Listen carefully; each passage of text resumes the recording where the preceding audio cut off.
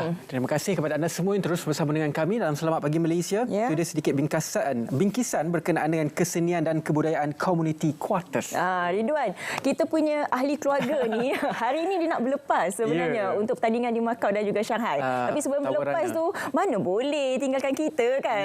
Kita kena tanya juga persiapannya. Dia punya merantau New York tu, dia macam buat sebelah rumah. KL Selangor. KL Selangor, New York. Dan petang ni nak pergi ke Shanghai. Siapa yang tidak kenal dengan Su Wai-Ching, jago nombor 1 dunia larian menara ataupun tower runners, dan juga ada pelapisnya yang saya difahamkannya hari itu dapat nombor 3 di KL Menara KL. 7 overall. Nombor 7 overall di Menara KL, larian Menara KL. Tahniah diucapkan kepada Muhammad Hazim Zuhairi Azhari, iaitu pelapis larian menara. Akhirnya kali pertama kita jumpa Wai-Ching, soalan selalu kita tanya macam mana nak cari pelapis, macam mana. Akhirnya sekarang ini dah ada pun pelapis. Wai-Ching kita simpan sekejap lagi sebab kita berminat nak tanya pelapis. Tapi Wai-Ching nampak Hazim sebagai pelapis macam mana? Sebab dia nombor 7 kan. Ada lagi 6 orang kat depan tu? 6 orang lagi ke depan tu semua orang negara lain. So ni second Malaysia lah. Kiranya after you? Dia. Wow. Dia muda lagi. Wai-Ching approach dia untuk jadi pelapis Wai-Ching lah. Macam mana tu? Bagaimana pelibatan mula-mula sekali Hazim dalam untuk larian? pelibatan, saya start tahun lepas. Mula-mula tu macam regular hiker. Hiking misalnya saja, and then dapat tahu yang macam larian menara kan. So start macam di event bulan 6 dekat Menara Besar. Start situ join yang pertama event lah. Siapa approach siapa ni? Siapa minang siapa? Yang mendekati siapa? Wai-Ching yang approach actually. So masa Hazim join King of Penang Hill tu.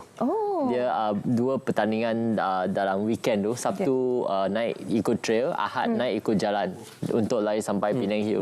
So memang Hazim dia ada bakat dia dalam lari uphill.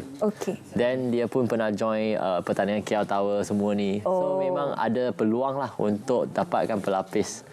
That's why ada komen dekat dia punya post. Berminat tak nak try tawaran? So Wai-Ching boleh bagi program semua tu lah.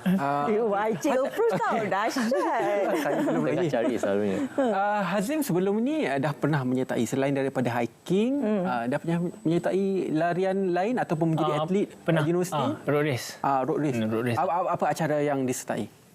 Banyak sebenarnya. Tapi 10 kalau yang favourite 10 lah. 10 yang short distance lah, macam 10, 5 lah. Sejak tahun? Sejak 2000, kalau untuk series 2019 masa Universiti Diploma. Apa yang Hazim nampak perbezaan antara tower running dengan road running? Banyak. Kalau untuk perbezaan dia, contoh macam road kan, kita lari landai je. Yang ni kita tak tahu elevation berapa. Ni kalau untuk tower running, dia naik je sampai atas. So dia macam, wah, sebab kita lawan graviti kan. So tu yang macam susah sikit, tapi saya suka lah challenge. Dari segi latihan, modul latihan, sebab kalau kita nak ikut pace Wai-Ching ni, semput lah jawapan dia. Untuk Aziz ni bagaimana? Saya pun semput juga. Semput juga. Tapi I try to keep up. Dia boleh macam adalah push saya kan, macam try to keep up, try to keep up. Macam KL Tower untuk try run tu, I try buat 90 beat lah, beat per minute untuk dengan dia. And then I pun macam lepas datang naik motor dengan hujan pun semua, so I macam barai sangat. And then dia pun cakap try to keep up, and then dapat lah ni. Ganas juga Wai-Ching. Coach memang macam tu. Kalau dia tak ada keganasan tu, anak murid dia tak boleh manja Betul-betul. Wai-Ching, setiap sukan ni dia ada penggunaan otot-otot tersendiri. Lari mungkin lain. Kalau larian tangga, otot mana di bahagian kaki ini banyak digunakan? Paling banyak guna quads. Sebab selalunya kita pakai quads yang kiranya push kita orang naik. Calf kurang sebab kita land full step masa dekat tangga tu. So boleh pakai quads banyak, lepas tu pakai tangan juga, otot dekat forearm untuk tarik kita orang naik atas. Yang tu juga sangat kritikal. Dan minggu lepas ada 2 pertandingan yang disertai. Mungkin boleh kongsikan pengalaman tu, Hazim? Untuk saya hari Sabtu ada larian menara dekat KBS dekat Putrajaya. 17 tingkat je. Tapi memang bagi saya memang speed, sebab 17 tingkat tu memang sekejap je. And then ada juga daripada orang Eropah pun datang, macam Itali, macam world number 4 Fabio Ruga, dia datang sini. And then saya kena fight dengan dia. And then masa fight tu saya macam unlucky jugalah, sebab Fabio tu nombor 1 and then saya nombor 2, and then beza saya dengan dia 5 second saja. jauh. Tapi dalam real 5 second tu pergi jauh juga. Jauh, agak jauh. Ya. Agak jauh untuk bangunan yang rendah. Okey. Wai Ching akan the next is The next Shanghai dengan Macau. 100 tingkat. 100 tingkat dengan Shanghai. Adakah itu juga adakah itu dikira sebagai endurance dalam tower running? Betul. Berapa jangkaan akan habis masa? Lebih kurang 16 minit ke bawah. 16 minit. Okey, tapi dalam 16 minit intensiti sangat tinggi. Sangat tinggi. Penggunaan quads yang sangat tertekan pada waktu itu, intensiti yang sangat tinggi. Bagaimana Wai Ching handle stres terhadap quads dan juga kesakitan yang Wai Ching hadapi ketika naik menara tersebut? Biasanya kalau untuk bangunan lebih daripada 50 tingkat, kita orang jalan laju. Sebenarnya kita tak lari pun naik tangga. Sebab jalan laju ikut pace yang memang optimum untuk kita orang hold on all the way lah. So then yang 100 floor ni actually lebih kurang 16 minutes based on dia punya record. So Wai Ching punya objektif nak pecah rekod dia. Rekod 16 minit 7 saat kalau tak silap. So 16 minit ni dia kena maintain on a certain pace. Lepas tu use the rail all the time. Selalu pakai pemegang tangan untuk tarik sebab memang jauh. 16 minit tu jauh. Tak mungkin nak kiranya start dengan laju sangat. Kena maintain, kena ada patience lah. Kalau tak patient tu ramai dulu Wai Ching start mungkin starting laju lari then habis barai. Macam Ridwan cakap kuat semua berat. Then mental tu yang susah. Mental tu yang kena control, override your muscle to still activate. Tu yang challenge. Saya macam boleh bayang dia punya sakit kat sini. Sakit. Bukan kat sini kah? Di sini. Sini kita yang 6 tingkat ni pun macam dah sampai tu sakit dekat sini. Tapi itulah saya tertarik nak tanya macam mana sebab yalah hari ini bertolak ke Macau. Mana Macau? Shanghai. Ke Shanghai terlebih dahulu. Lepas tu Sabtu nanti pertandingannya. Kalau orang lain dah kata jet lag lah apalah macam Wai Ching macam mana? So biasanya sebab tempat ni Shanghai dengan Macau dia time zone sama. So tak ada beza. Cuma after Shanghai tu terus pergi airport, pick lagi satu flight pergi Macau.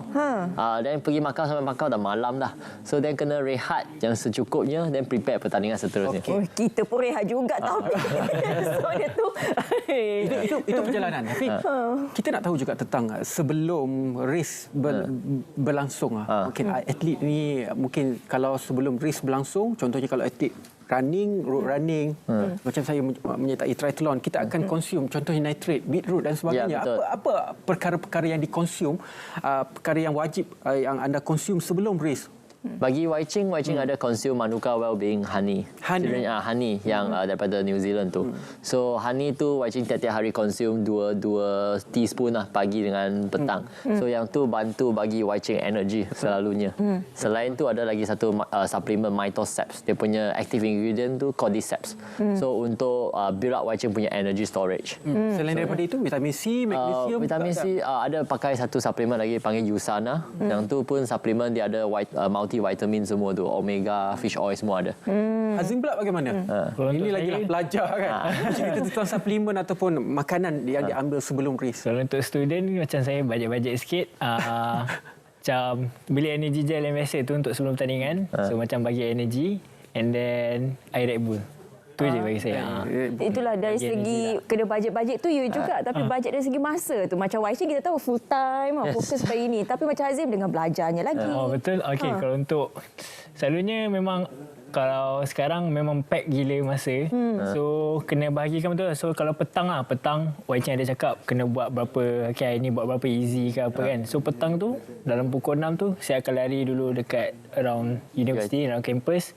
Dalam 5 kilo and then naik tangga lah. Naik tangga sebab dekat UiTM tu ada macam menara engineering 20 tingkat. So saya memang training kat situ memang okey lah. So ada tempat training macam road running dalam track dalam UiTM pun berbukit. Betul. Memang sesuai lah untuk training menggunakan quads. Kan? Susah. Hazim ada teman-teman lain juga? Tak ada. Untuk tawaran ni memang tak ada sebab susah. Tapi kalau untuk road race ada. Road race ramailah. Ramai. Tapi kalau tawaran ni tak ada. Tower ni tak semua orang nak Ika. Sebab dia lagi dalam keadaan dan sempit kan. Orang ada stigma tau. Kata macam mudah je ni pertandingan apa kan. Jadi kadang-kadang orang tak berapa nak berminat dan tak nampak kesukarannya tu di mana. Okey, macam Hazim sendiri untuk Sabtu dan Ahad ni expectationnya macam mana? Untuk expectation saya macam untuk Shanghai 100 tingkat tak pernah saya buat lagi. Tapi saya cuba sebaik habis lah. Kiranya macam try to maintain and then hopefully dapat good time. Dan untuk Macau pun ramai yang datang, ramai yang ada world ranking datang. So jadi saya try bagi fight habis baik lah. Sebagai coach, trainer dan segala-gala mentor kepada Hazim, macam mana untuk Sabtu Ahad ni? Sabtu ni plan nak actually break the record 16 minit, nak lari bawah 16 minit. Sebab yang ni bangunan agak tinggi di Shanghai. Memang one of the tallest top 3 lah. Then yang ni nak menang dengan capai rekod. Lepas tu Ahad tu race lagi besar sebab dia international punya ranking, punya pertandingan. So memang ramai, Japan, Itali semua ada. Spanyol. So Ahad tu lagi susah sebenarnya daripada Sabtu. Dia punya feel lah. So tapi kita orang tak fokus kepada mereka, fokus kepada diri sendiri. You versus you kan dalam sukan ni. Sebab pada Ahad ni kita orang lari pun kita tak tahu apa time mereka. Mereka baik ke tak baik kita tak tahu. Kita fly off one by one kan. So apa yang boleh buat tu fokus pada diri sendiri. Dan Ahad ni rekod Wai Ching. Okey. So nak pergi improve lagi rekod. Harap improve rekod tu dah cukup nak menang lah.